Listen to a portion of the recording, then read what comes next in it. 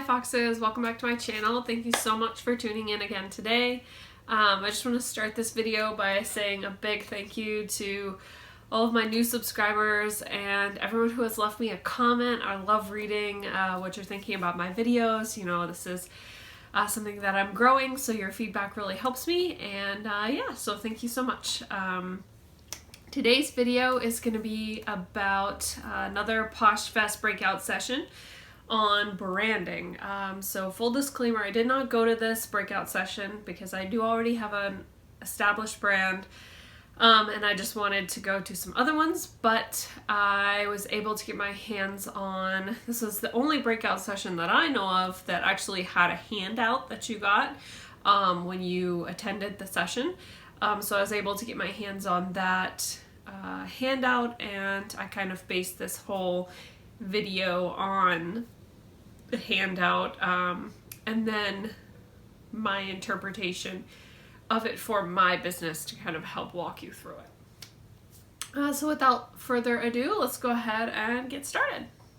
So I'm just going to start off by reminding you all that Monique talked continually about branding on Poshmark, and not just Posh branding, but building your brand within Poshmark. So he repeatedly mentioned that in relation to sellers. You can watch my State of the Union recap, which I'll link up here, and kind of see what I'm talking about. But this is a really important part of owning a business. I mean, if you're just a casual posher and you don't ever really anticipate taking it further than maybe, you know, putting all of the time and effort into branding isn't really worth it for you.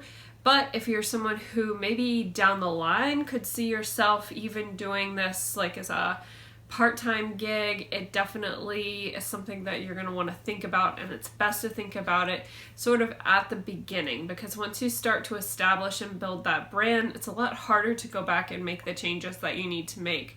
So yeah, we'll kind of dive right in. So I really think this video is going to help three different types of people. There's going to be the people with no brand whatsoever, which is sort of like the base starting point where you would get the most from this. There's going to be people who are just starting a brand. Maybe they just have a casual posh closet and they're starting to think about making it more serious. And there's going to be the people who have a brand. Maybe they have a brand name, but they aren't really sure how to clarify it and apply that branding to what they're actually doing on Poshmark. So those are the three types of people that I think are really going to be helped by this video. If you already have an established brand, you might get some ideas here. But for the most part, this is sort of branding 101. It's like the foundation of your brand and what makes it you and desirable and what draws your customer to it. So that's kind of what we're going to be discussing today. Below, I'm going to link the Posh Closet of the speaker of this session. And basically, you got a handout. It was 3 pages, and the first page had a pyramid on it. So your brand pyramid is what defines your brand. At the top was your brand purpose, and beneath that was your differentiators, and then beneath that was your personality, and then the baseline was your communications, your experience, and your merchandise, which is probably the most like tangible aspect, is the merchandise. But there's a lot more that goes into having a brand than just the merchandise. So we'll start out at the top with purpose. Now, to figure out your purpose, there's a sheet and it says, you know, my brand gives this to these people by doing these 3 things. So you can fill that out, but it's kind of daunting to look at. So what I sort of recommend doing is thinking about, why do I like thrifting? Why do I like poshing? What is the point of me doing all this? What excites me about doing this? So when I took that and applied it to me and my brand, SHOPFOXBURROW, I found that I really like purchasing and curating quirky and unique clothing. I really like to see that clothing come to life on actual people. To me, it's more than just the sale ends when I get my money. I really love to see how people style my items. And also sustainability. So I love the recycling aspect of it. I love saving things from the landfill. I love that you buy something and its life doesn't end with you. You're able to rehome it onto someone else, and let them get the same sort of enjoyment that you got out of it, even if it doesn't fit you anymore, or what other factors might go into it. So that was sort of my purpose. And then from there, you can fill out the little blurb that is at the top of the branding sheet, and then you kind of take that and you figure out how to turn that into your brand by distilling the different elements. So I'm going to walk you through this for my brand, because I feel like that's going to give you the best sort of idea of how to approach it for yourself, is to see like an actual example of someone doing it. So you already got my purpose. And so the next bar underneath is going to be your differentiators. What makes you different than all of the other Poshmark closets out there? Why are you so special? So for me, my customers know that I have a super unique selection. I'm all about novelty prints, I'm about quirky stuff, I'm about texture on sweaters, I'm about unique vintage finds, things that you just can't go out to Target and pick up. That's me. That's what I love. Another differentiator for me is building trust with my customers. So how do I do that? I provide measurements. I always communicate with them really quickly. I ship really quickly. And then sustainability. So this might not be something that your customers really think about, but maybe it's more important to you, or maybe you want to put it at the forefront of what your customers are thinking about when they open your package. And I already mentioned this before. Sustainability is something that sort of makes me different. It's something that I'm thinking about when I'm buying for my closet, when I'm sorting, packing, shipping. I'm thinking about, how's this going to, what footprint am I leaving on this planet right now? And then my last sort of differentiator that I could come up with was inclusivity. So I'm all about style for all sizes. So I'm always trying to pick up things that are in larger sizes, really smaller sizes. There are women for every body type, every size. So sometimes that means me going out and putting a shout out on Facebook and being like, hey friends, I'm looking for size 14 and up clothes. I'm looking to buy them. DM me if you have anything. And I've bought lots from different friends, and I pay more than I would at the thrift store. It's really important for me to have those selections in my Poshmark closet, because I just feel like inclusivity is a really important part of my brand. I hope that all made sense. If you have any questions at any point down below, just drop me a line. I'll do my best to answer them. So underneath, so you've got purpose at the top of your pyramid. You've got your differentiators, which we just went over second. And then beneath that, you've got your personality.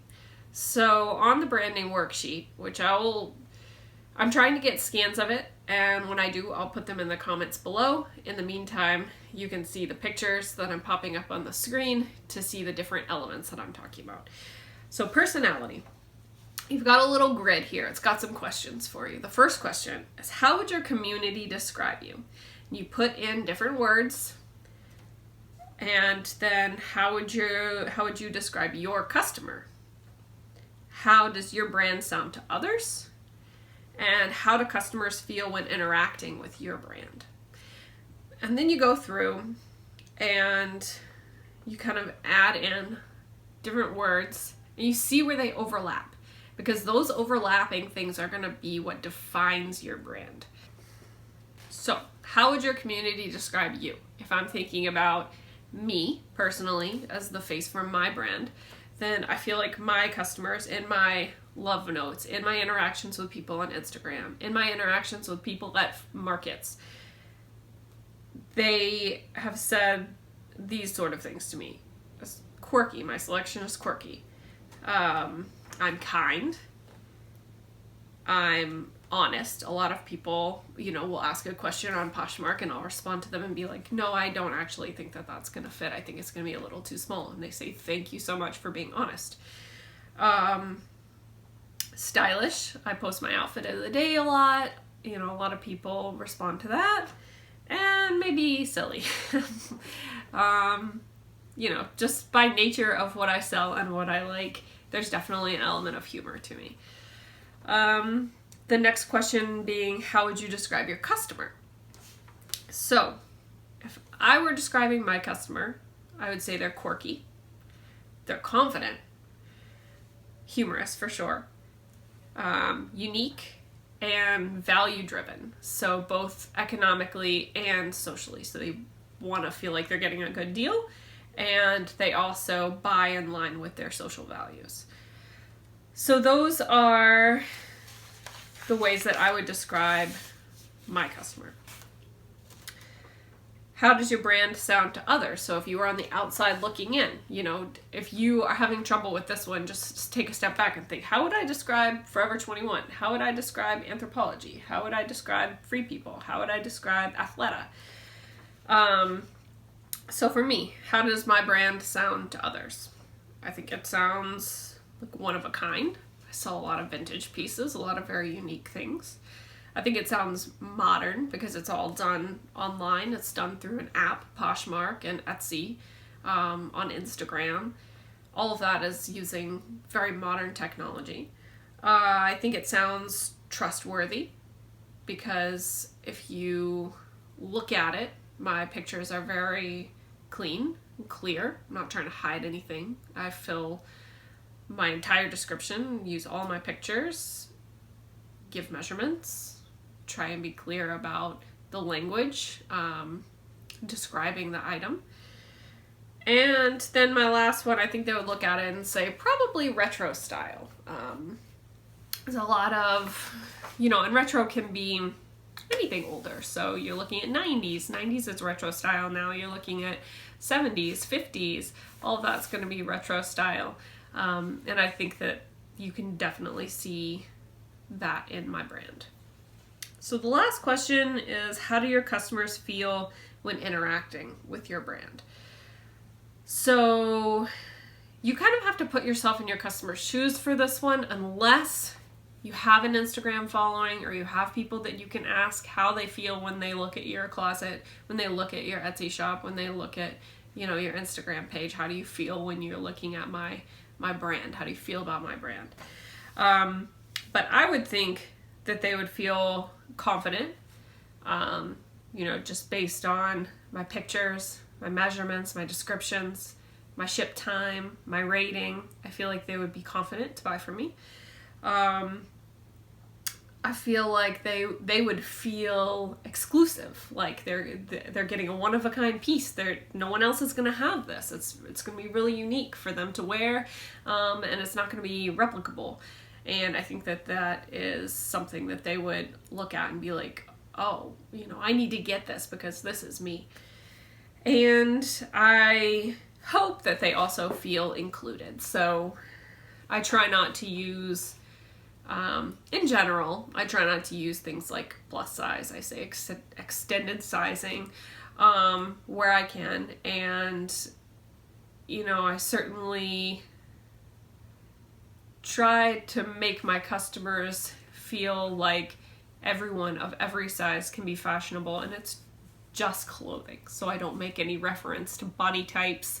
I don't say like this would be great for a pear shape or anything like that. I want it to be inclusive. My customer can make their own decisions about whether or not it would look good on them. So those are my personality factors and questions answered. So when you kind of cross those things over, you get quirky, unique or one of a kind.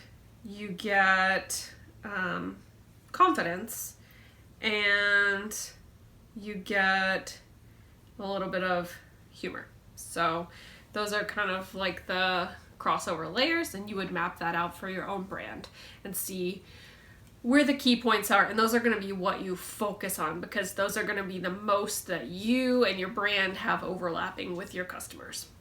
Now, the last element to this is really like the most applicable element to it, and that is going to be the bottom tier, which is your ground level everyday process. So you've got your communication, you've got experience, your experience and the customer's experience, and you've got your merchandise, which is the most tangible part, which I talked about earlier. So for me, once I've mapped all of this stuff out and I have my worksheet here, then I know that when I'm thrifting, when I'm looking for stuff to resell, I need to be fun or quirky or unique. It needs to have something about it that says, yes, I fit right into this curated collection of clothing. There is something about me that is unique. And I need to find pieces that make my buyer feel like they are one of a kind and they're getting a one of a kind piece. Then I need to create a presentation in my closet, in my packaging, in my Instagram, in my social media. I need to create a presentation that creates confidence, builds trust in me and my brand, and creates intrinsic value for my customer. So my customer needs to feel like they're getting a value and their values are being satisfied at the same time. And then I need to communicate with customers in a positive and trusting way. So if I get a case, or if I get a comment, or if I get a low ball, I need to take a step back and just make sure that I'm replying in a positive and trusting manner. And then let them know that I care even after the transaction is completed. So, I'd love to see your outfit of the day, and just repeat buyer deals, different elements that lets the customer know that just because the transaction is over doesn't mean that I have forgotten about them. So then you can kind of have actual points on how to buy, on how to interact with your customers, and how to grow your social media. So this is a very good tool for developing your brand, figuring out where you want to go. And honestly, it's easier when you have a purpose. If you have a purpose, then the whole job is made easier. It's easier to thrift. It's easier to communicate. It's easier to, develop new processes and look at ways that you can improve your business, because it's all within a framework. So you don't have to think all these crazy abstract thoughts about like, well, what if my customer likes this? You know what your customer likes. So focus on that and stay within the framework that you've created, and you're going to keep building your brand.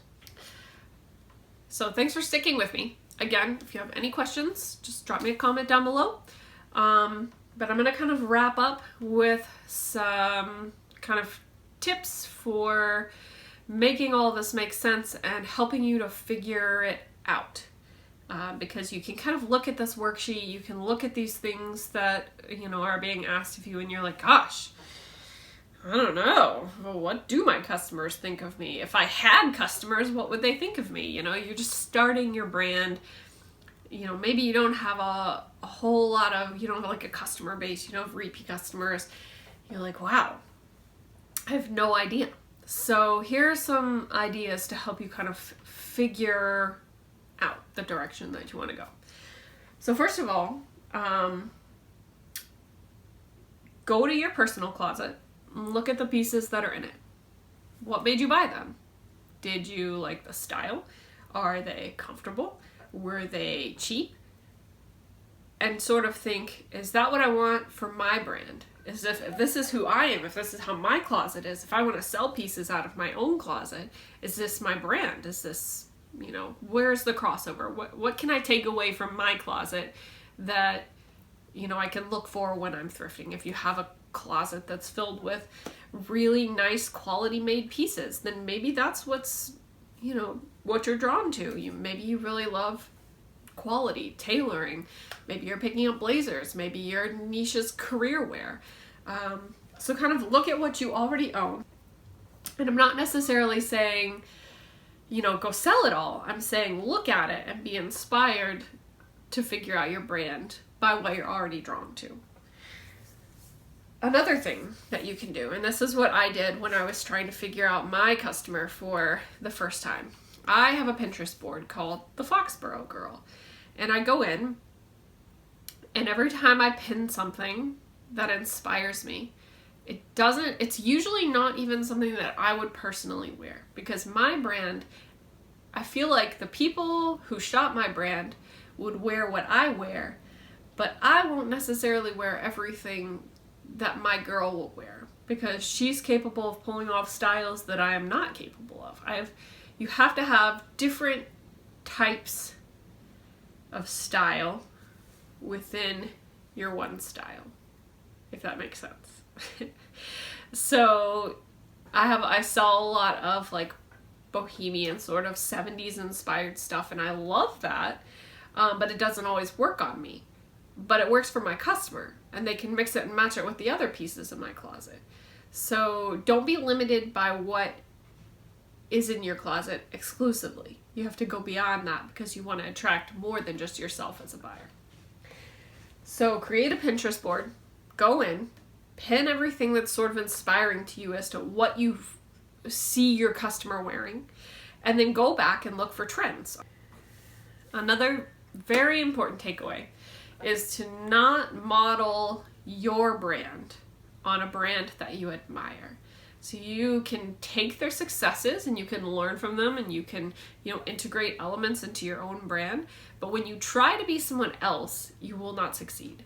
So you need to just be your own brand, be yourself, and don't try to be someone else. When I first started selling vintage, I really admired the Etsy shop, Dear Golden. And there were a couple of other shops that I really admired too. And I tried to sort of buy along the same like elements as her. So if she was selling that stuff for these prices, then why couldn't I? And it was never successful. Whenever I tried to buy something that was out of my wheelhouse, my customers didn't respond as well. It would take forever to sell. I would end up selling it, you know, for how much I paid for it. And so you really just need to be yourself, and you can be inspired by other people, but don't try to be other people, because it's not going to work. If you already have a closet, look at what you already have.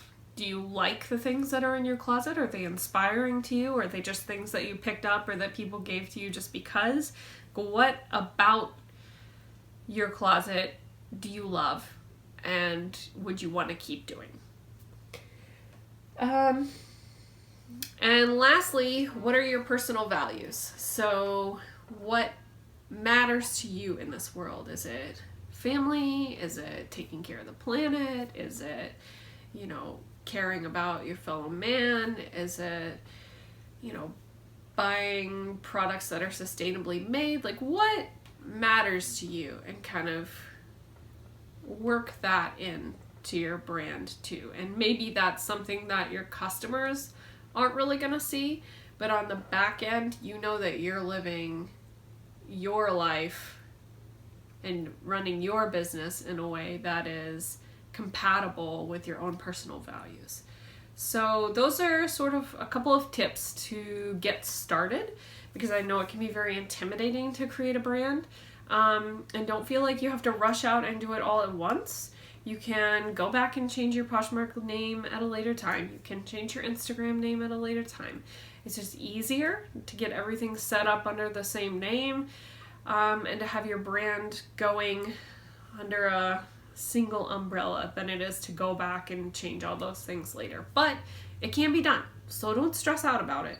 If you started your Poshmark closet and it's E. Smith 42, that's okay. You can go back and rebrand your closet later. Figure out who you are first, figure out what you want your brand to be, come up with the right name, and then you can take care of the rest later.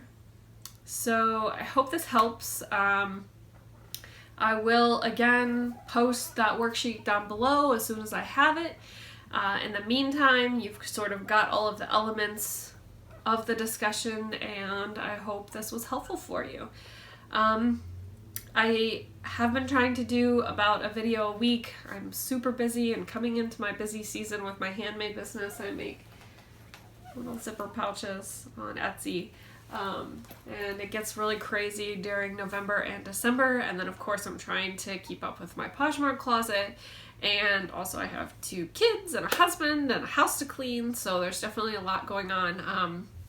So 1 video a week is kind of my max right now, and I hope it's worth the wait. So again, thank you so much. If you enjoy this type of content, please subscribe, please like and comment. I love your comments, and it's always so rewarding to see when new people are subscribing. So thank you so much, and I'll see you next time. Bye!